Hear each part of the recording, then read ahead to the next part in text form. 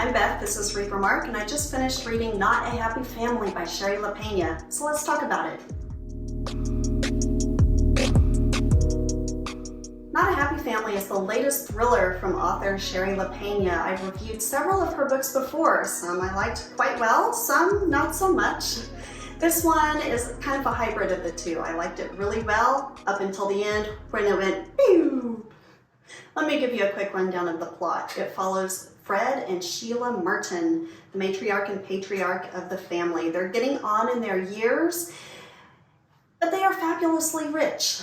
Their 3 adult children, of course, are money hungry, and so there's a lot of question now that Fred and Sheila are getting older, what's going to happen with all of those riches? As we get to know the adult children, we learn that all 3 of them are pretty devious. They all have sordid pasts and sordid thoughts and sordid secrets and lies that they keep to themselves. Meanwhile, Fred, the patriarch, is a big fat Mr. Meanie Pants. He's horrible. He enjoys making people suffer, especially his own children. So when Fred and Sheila show up brutally murdered, it could be anyone. They all have motive. They all have the kind of dark nature where they could do something like that and sleep well with themselves at night. Any one of them could have done it. Plus, we have several ancillary characters who also could have done it. It's a classic whodunit.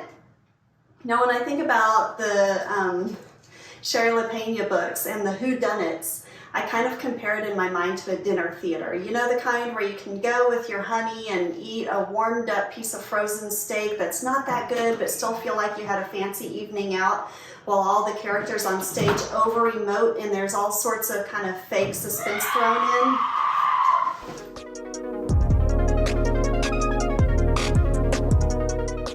If I'm being more generous, I would say instead of dinner theater, it's more like an Agatha Christie novel. You know, when you think about Murder on the Orient Express, you have the vibrant cast of characters, all of whom are suspects, all of whom have their special quirks and little characteristics that define them and make them so interesting to read. And then you have Hercule Poirot, the investigator, who is just as interesting as that cast of characters.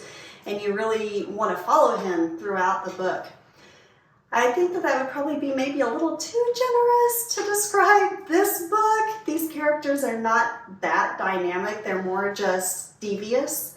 And the investigators are certainly no Hercule Poirot. Still a good book though, one that I enjoyed pretty thoroughly for a point. I really liked getting to know each of the cast of characters, but there were a lot of characters to get to know. In fact, let me just read you a quick list of them. There was Fred Merton, Sheila Merton, Catherine, Ted, Dan, Lisa, Jenna, Jake, Irena, Detective Reyes, Detective Barry, Aunt Audrey, Ellen Cutter, Rose Cutter, Walter Temple, Carolyn Temple, and a partridge in a pear tree. There were a lot. I was kind of afraid that it would be too many and I wouldn't be able to keep up with all of them, but found midway through I was able to keep up with them pretty easily.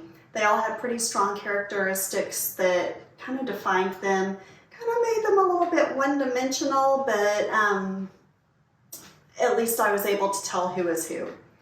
So, whodunit? Some people think they may have been able to guess. I wasn't able to guess because there was no real build-up to the reveal. Here's where the book went wrong for me. The author just pretty much said, here's who did it, the end. After all the buildup, all the layers and layers and layers of doubt and suspicion and arrests, there wasn't a big reveal at the end. It was more just a serving on a silver platter and then the end. There was a tiny little epilogue at the end, not satisfying at all, didn't help the book, and so it felt almost like a betrayal because, I mean, you could have inserted anybody's name into whodunit and it would have been the exact same effect.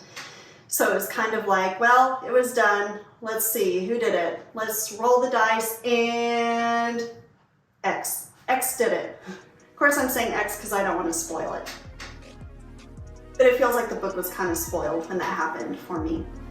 Anyway, good book. Still glad that I audiobooked it. Hopefully you guys liked it as well. Let me know what you thought, and I will talk to you guys later. Bye.